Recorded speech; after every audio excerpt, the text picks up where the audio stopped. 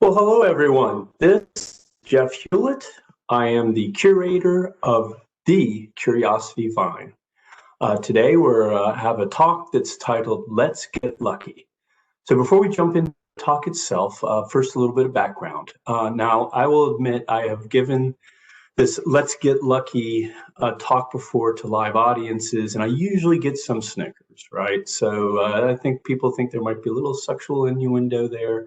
But what I want you to know is it has nothing to do with that. This is actually all about how to maximize your luck and reach your goals.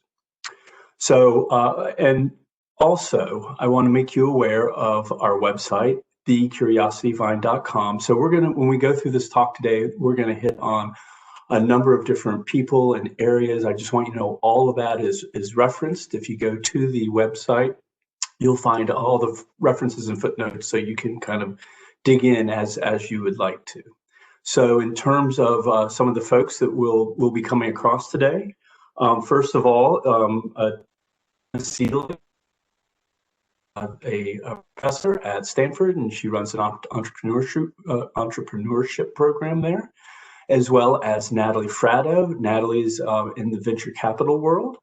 Also, we will come across both Netflix and Blockbuster. At the end, we're going to have a case study where we'll pull everything together in the Let's Get Lucky concept, and we'll be pulling it together with a case that has to do with both Blockbuster as well as with Netflix. And then finally, one of the ancients, Seneca. So Seneca lived about the time of Christ. He was a Roman senator, as well as he was a pretty famous Stoic philosopher. So we're going to hear from him. And actually, given that, why don't we go ahead and start and jump right in. This is titled "Let's Get Lucky." And we're going to start with an aphorism. So the aphorism is this: luck is where preparation and opportunity meet. Now, Seneca said this about 2,000 years ago. And now luck is where preparation and opportunity meet. Honestly, this is one of my favorite aphorisms. I have seen it play out in many contexts over time for me and for others. Now, the thing about that I really love about aphorisms, especially old aphorisms, is that they have stood the test of time. So think about that. This aphorism was said over 2,000 years ago. It has gone through the ancient time, through the Middle Ages, to more modern times, over 20 centuries, and it's truly as meaningful today as it was thousands of years ago. So now what I will say is I do agree with the aphorism, but I also believe it is incomplete. Luck has an element of pursuit energy that goes beyond preparation and opportunity. So let's dig into that a little bit. So that is, one can prepare by study, by practice, and by involvement with those in similar fields. Preparation often involves technical skills development and the building of leadership and management abilities to leverage those skills. Preparation is an endogenous factor generated by self or as part of a similar focused team. Now, we're going to use words like endogenous and exogenous just to kind of hit on this real quick. Endogenous just means you own it. It's something that you mainly control. We're talking about an exogenous factor. It's usually something more out of your control or in control of. So speaking of that, now we're going to move to the other piece of our aphorism, and that's opportunity.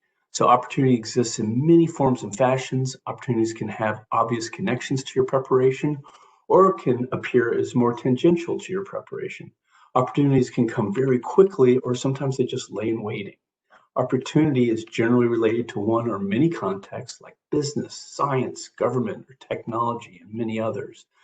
Opportunity recognition is a key attribute, as opportunities are not always obvious, and the less obvious opportunities are often more valuable. And again, opportunity is an exogenous factor, generally generated by the environment. So now we have preparation and opportunity. What's missing? The missing element is the personal energy to pursue the opportunity. This is the needed energy to transition the preparation opportunity building blocks to a successful outcome for you. Some of the actions include analyzing the alignment of your preparation with the opportunity, or adapting your preparation for the capture of the opportunity, More specifically, the pursuit actions may include learning more about the opportunity, learning from those that understand the opportunity, and networking with those that act as gatekeepers to the opportunity. Pursuit may involve personal sacrifice of time, talent, and treasure. Opportunity pursuit involves risk. Now, keep this in mind. We will talk about risk later, but the risk that your sacrifice isn't immediately rewarded or that the opportunity changes in unexpected ways. One must understand the opportunity will not find you. You need to find and drive the opportunity. So, an example could be a new college graduate looking for a job. The preparation is college education and previous work experience. The opportunities are company job listings. All right, pretty straightforward so far. Now, a healthy dose of personal pursuit energy is needed. Remember, no one is going to make this happen for you. You need to drive the opportunity. Some of the pursuit activities include tailoring the resume, performing network searches for people who know about the people involved in the opportunity, arranging information interviews with the network, attending networking, engaging with recruiters, networking with hiring managers, and selling oneself on social media. It may also include undertaking relevant certification training. It could be many more activities. Notice that these activity descriptions all use action verbs. The point is, other than preparation opportunity, luck also requires energetic pursuit. So hopefully Seneca wouldn't mind too much, but I think we could update the aphorism something like this. Luck is where preparation and opportunity meet with energetic pursuit. I like Tina Selig's perspective on luck and bringing entrepreneurial energy. She said preparing for luck relates to the wind. The winds of luck are constantly blowing. The winds can be erratic and unpredictable, blowing hard or light or in unexpected ways. The idea is to build as big a sail as possible to catch the winds of luck. So Dr. Selig has three primary ideas around building a big sail. One, taking risks and getting out of your comfort zone. Two, showing appreciation. And three, being open to new ideas and possibilities. So we had already talked about risk and how important it is to really think about risk and risk taking. And also showing appreciation, also a really, really important area. Because here's the thing, if you are networking with people, people are taking time out of their day. You never know one of the people that you're connecting with who may be helpful now or in the future. And certainly showing appreciation is always remembered by the people that you're working with. And then being open to new ideas and possibilities. This is going to relate some to adaptability, which we're going to touch on in a second. But the whole point here is when we were talking about risk before,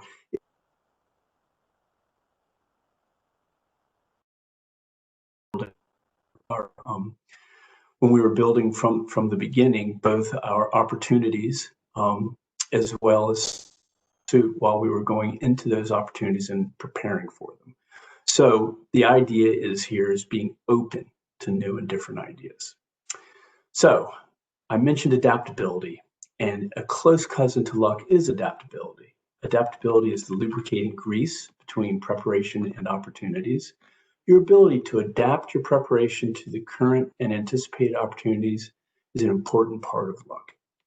Natalie Fratto provides some evaluation points to understand your own adaptability. So, do you regularly ask what if questions? If you do, this is an indicator of how comfortable you are with stimulating counterfactual thinking, getting out of the box, so to speak.